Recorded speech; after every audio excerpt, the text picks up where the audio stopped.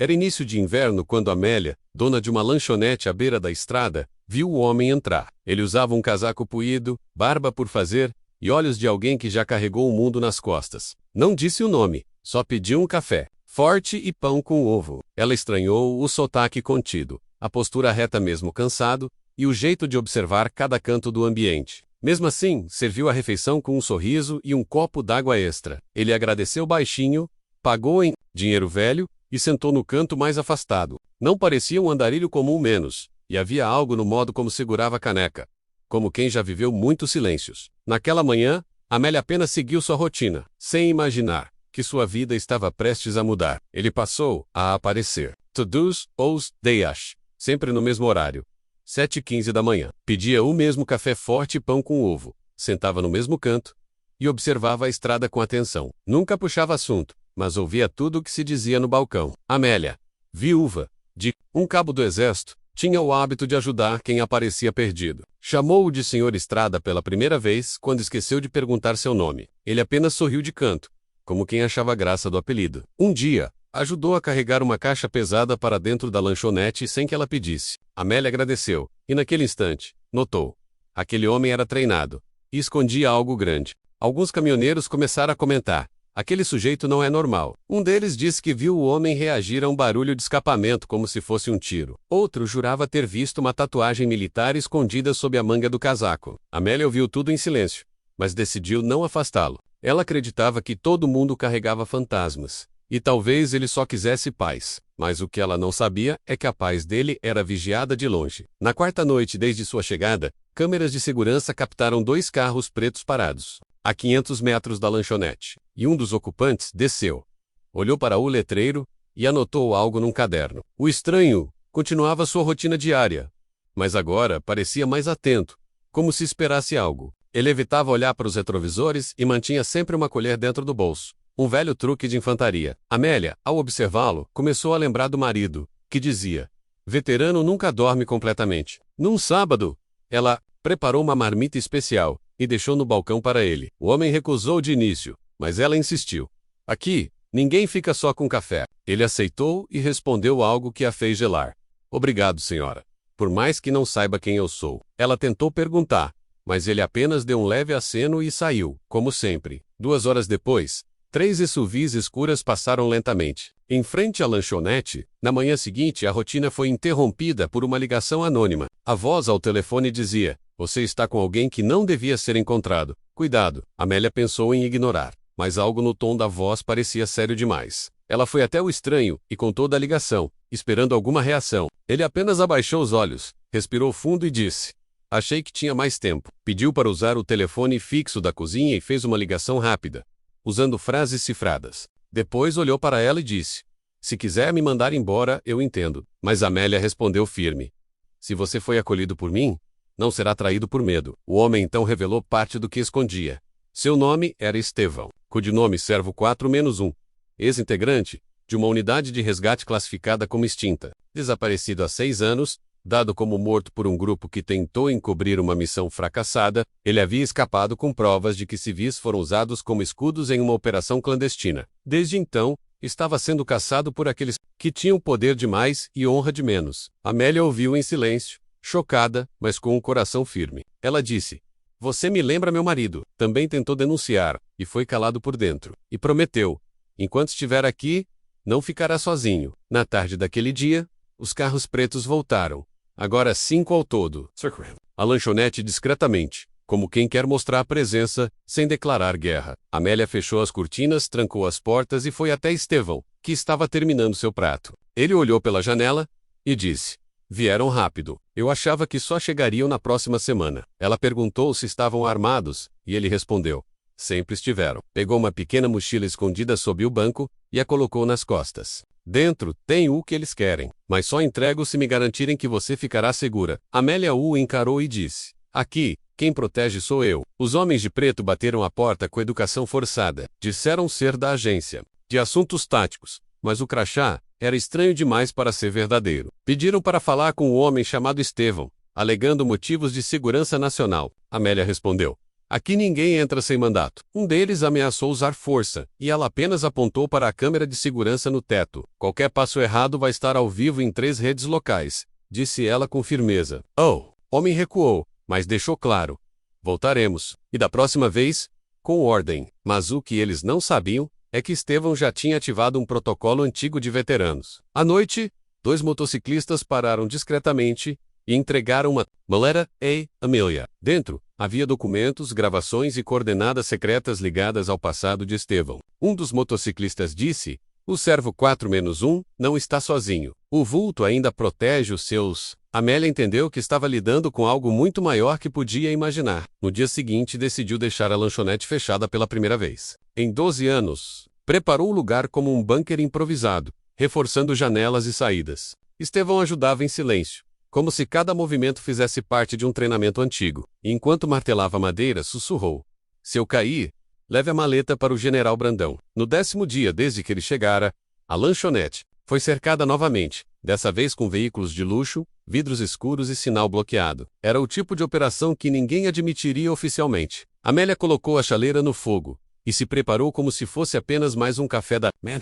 Estevão vestiu o casaco e ajeitou a mochila, pronto para sair se necessário. Mas naquele momento, ela segurou seu braço e disse: se você fugir de novo, vai continuar sendo caçado. Ele respondeu: e se eu ficar, você pode se machucar. Ela sorriu de leve e disse: tem coisa pior que se machucar. É viver sem lutar, por quem precisa. E ali, uma viúva e um fantasma da guerra se uniram para enfrentar o que viria. O bloqueio em torno da lanchonete durou exatas 3 horas. Dentro, Estevão monitorava o padrão dos veículos e rastreava as frequências usadas pelos invasores. Amélia, mesmo tensa, manteve a calma, preparando café e esquentando pão. Como se nada estivesse acontecendo, eles sabiam que não podiam atacar primeiro, mas também não podiam ceder. Pela fresta da cortina, ela viu um homem descer de um dos carros com uma pasta na mão. Ele caminhou com firmeza até a porta, bateu 2 vezes e mostrou um emblema dourado. Estevão reconheceu de imediato. Era da Divisão Pássaro, uma unidade que ele julgava extinta. Aquilo mudava tudo, e significava que o passado voltava com Macefor. O homem foi autorizado a entrar, sob vigilância de Estevão e Amélia. Seu nome era Tenente Abílio, e dizia ter ordens não para capturar mas para proteger. Alguém acima de tudo quer evitar que você seja silenciado por quem sobreviveu com medo, explicou. Ele abriu a pasta, revelando dossiês sobre operações negras, inclusive a missão em que Estevão foi dado como morto. Entre os papéis, uma foto dele com crianças retiradas de um campo de contenção em 2012.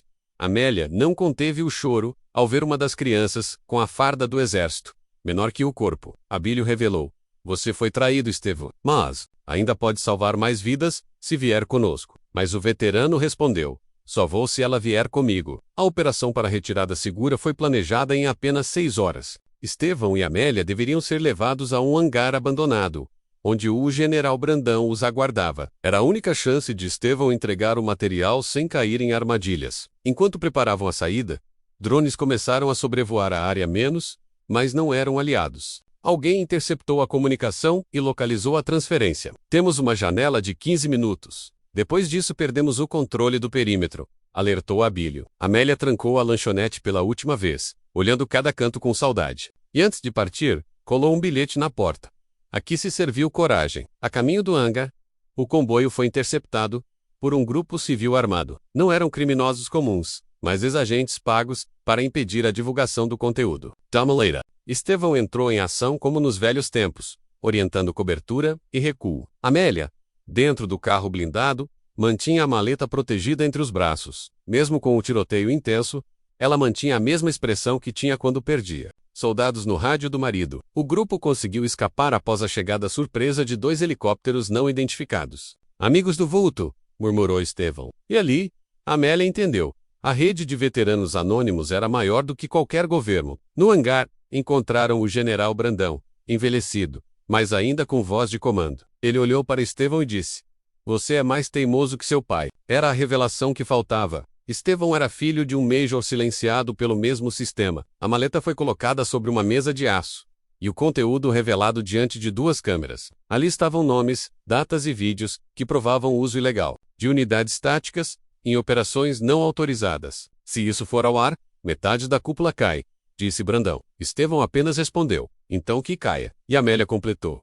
Já passou da hora de lavarmos essa farda com verdade. Enquanto os dados eram criptografados e distribuídos para jornalistas confiáveis, o hangar virou centro de resistência. Veteranos de todo o país começaram a chegar, trazendo provas, documentos e memórias. A velha lanchonete, agora vazia, aparecia em reportagens como o local onde tudo começou. As redes sociais explodiram com o nome de Estevão e a hashtag Coragem Servidac. Mas os inimigos também reagiram, tentando desmentir, acusar e confundir a opinião pública. Amélia passou a dar entrevistas, mas sempre com uma frase só.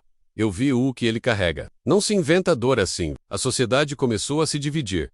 E a tensão militar interna aumentava. Mas a verdade, agora, já tinha ultrapassado fronteiras. Em uma transmissão ao vivo organizada por ex-soldados, Estevão falou pela primeira vez. Contou como foi deixado para morrer, como sobreviveu, e o que viu nos bastidores da guerra. Que não queria medalhas, nem estátuas, apenas justiça para os esquecidos. Citou nomes com precisão cirúrgica, denunciou contratos sujos e operações ilegais. A audiência chegou a 18 milhões de visualizações em 2 dias. Amélia, ao lado dele, segurava sua mão discretamente, como quem segura o fio da vida. Muitos tentaram interromper o sinal, mas a transmissão já estava espelhada em diversos países, e o mundo ouviu o grito de um homem que só queria parar de fugir. A reação foi imediata. Prisões preventivas, exonerações e abertura de inquéritos especiais, mas também houve retaliações.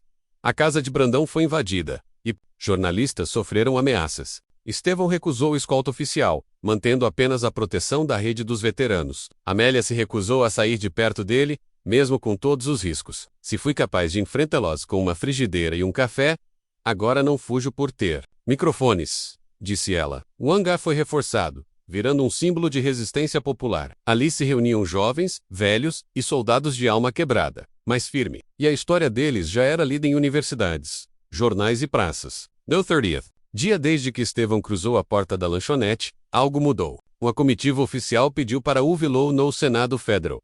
Em sessão histórica, ele se recusou a ir sozinho. Exigiu que Amélia estivesse ao seu lado. Diante das câmeras, caminhou com ela até o púlpito, do Mãos Dadas, e disse: ela me acolheu sem saber quem eu era, e mesmo assim me protegeu. Isso vale mais que qualquer patente. A multidão se levantou em silêncio e respeito. Ali, a guerra interna começava a perder força menos porque a verdade tinha nome, rosto e história. E todos sabiam. Aquele homem calado agora era a voz de muitos. Depois da sessão, novas ações foram movidas contra os envolvidos nas operações ilegais. A rede de veteranos foi reconhecida como entidade protetora de testemunhas de guerra. A antiga lanchonete de Amélia foi transformada em um memorial vivo, com a frase gravada na porta "La Serbia Café". E Estevão passou a orientar jovens soldados, alertando sobre os perigos do silêncio forçado. Amélia virou símbolo de acolhimento nacional, recebendo homenagens menos, mas recusando todas. Quem precisa de medalha é quem tem cicatriz escondida, dizia ela, e juntos, seguiram firmes, não por glória, mas por memória. O país inteiro passou a conhecer o nome de Estevão menos, mas poucos sabiam de sua real profundidade. Ele recusava entrevistas longas, e nunca aparecia sem Amélia ao lado. Não sou o herói, só sobrevivi tempo suficiente para falar a verdade. Dizia, a antiga rede de operações clandestinas foi finalmente desmantelada após pressão popular. Militares reformados passaram a se reunir em grupos de apoio, contando histórias que antes eram apenas cicatrizes. E todo encontro tinha algo em comum. A imagem de Amélia, símbolo de acolhimento. Foi ela quem reacendeu o fogo onde só restava cinza, diziam. Enquanto isso, a verdade se espalhava como café quente em manhã gelada. Um jornalista estrangeiro escreveu um artigo intitulado A Senhora da Coragem e o Homem Sem Nome. O texto viralizou e foi traduzido para mais de 20 idiomas. Diversas entidades internacionais passaram a apoiar causas ligadas a veteranos esquecidos. Estevão, antes um fantasma perseguido, se tornava uma ponte para reconciliações profundas. Mas nunca quis reconhecimento individual.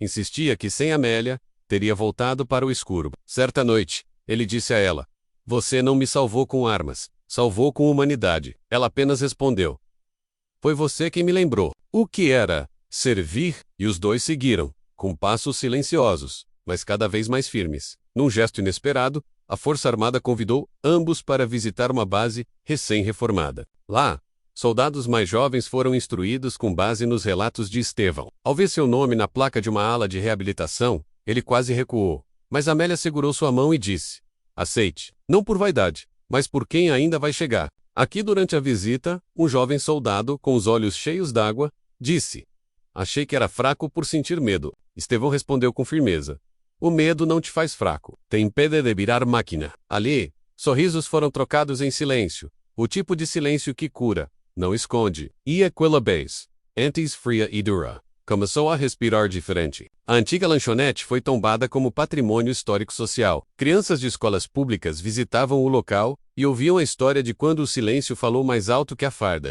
Na parede, uma foto de Amélia e Estevão sorrindo lado a lado, com um prato de pão com ovo entre eles. Os carros pretos nunca mais apareceram menos, mas seus fantasmas ainda ecoavam em relatos. Por isso, ela mantinha um velho diário aberto no balcão, onde visitantes podiam deixar palavras de superação. Estevão lia tudo, anotando nomes de quem talvez ainda precisasse ser encontrado. E assim, criaram uma corrente invisível de resgate, feita com memória, pão e café. Era resistência pacífica, menos mais forte como aço. Na capital, começou a tramitar um projeto de lei, inspirado na história dos dois. Ele propunha assistência psicológica e jurídica a militares aposentados por trauma. A lei, Servo Amélia, uniu oposição e situação como poucas vezes visto. E ao ser aprovada, milhares de veteranos compareceram à praça onde foi assinada. Estevão se manteve afastado do palco, mas aplaudiu ao lado de Amélia, com lágrimas nos olhos. Ela dizia que o aplauso não era para eles, era para quem sobreviveu calado por tempo demais.